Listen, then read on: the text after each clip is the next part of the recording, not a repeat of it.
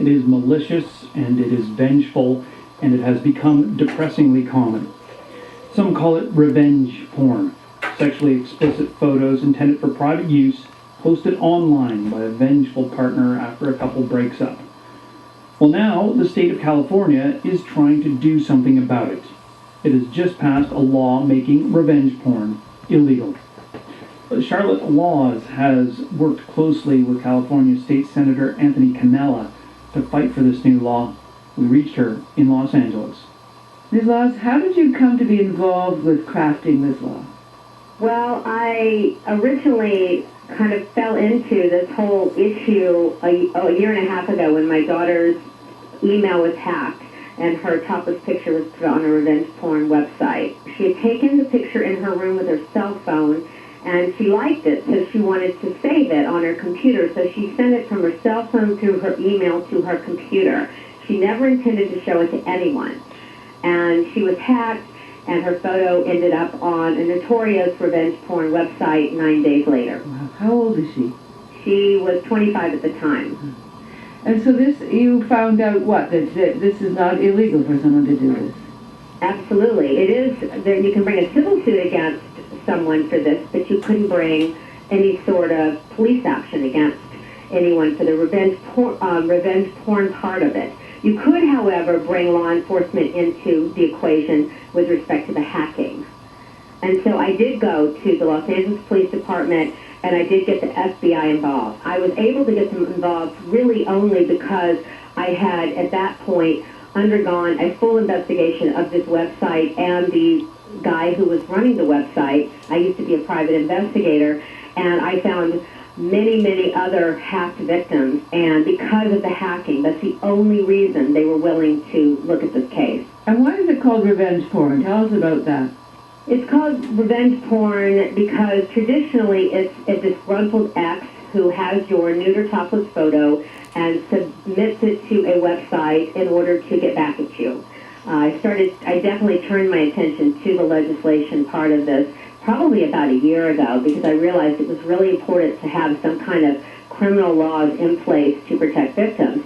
And Senator Cannella was interested in the issue because a girl in his district, her name was Audrey Pott, killed herself over nude photos on the internet. And initially, he only knew initially about the Florida legislation that had been brought forward, and so he drafted his language based on that particular legislation, which was a little bit of a mistake because that legislation in Florida did not pass. So when I actually spoke to him, it was just after that, and I said to him, why didn't you draft the language based on the New Jersey law? Because there is an anti-revenge porn law in New Jersey, and it's been on the book for about 10 years. And he said it was because he didn't know about the New Jersey law. So at that point, he then tried to alter the language, but it was kind of too late because the law that he had drafted had kind of already started weaving through the process in Sacramento. And I think it's a wonderful first step. We have full intention of bringing forth an amendment next year that will protect, hopefully, 100% of revenge porn victims. The current law only protects about 10 to 20%.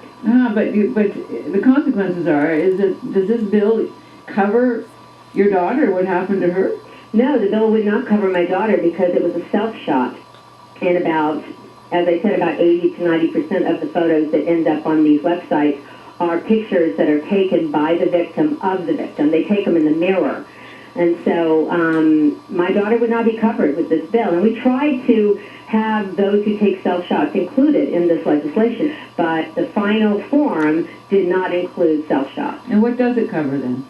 It covers if a victim has someone else take the picture of them and that other person submits it to one of these websites, and that person who submits it has the intention to cause severe emotional distress, then that person can be arrested. We have a situation here in Canada. We've had two situations of young women being persecuted in this way with photos. One of them, Rehtaeh Parsons, committed suicide.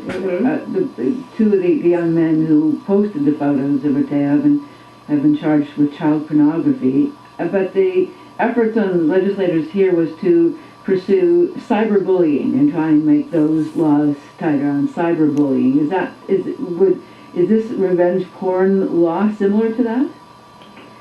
Well, I mean, it's the same area. I mean, it's the same. I suppose it's the same outcome. You know, a victim feels. I mean, I call this cyber rape essentially because the victims are like traditional rape victims. They curl into a ball. They get into a fetal position. They shut down their online presence. They don't want to talk to anyone. They can't fight for themselves.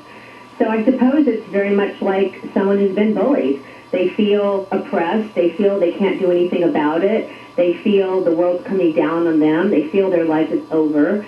I don't think it matters what the approach is. It's the outcome that matters. And what about your daughter? Has she recovered from this? Has she been able to get this photo offline? Yeah, it took me about 2 weeks, and I got the picture down. It was a lot of effort. I mean, it was a full-time job, and it was extremely difficult. And then I turned my attention to helping the other victims who I had been in contact with, and I was able to get many of those photos blocked. So my daughter's picture is down. It doesn't mean that the photo hasn't been saved on a lot of computers, because even some of her male friends in passing have said, "Oh yeah, I saved your photo. I have it." And that's pretty distressing for her to know that all of these strangers and friends have saved her topless picture. But she's definitely not in the same state of mind that she was in when it first happened. And once the picture came down, she started to heal. It was when it was on the internet that she was completely freaked out. Ms. Laws, thank you for speaking with us. Well, thank you so much. We reached Charlotte Laws in Los Angeles, California.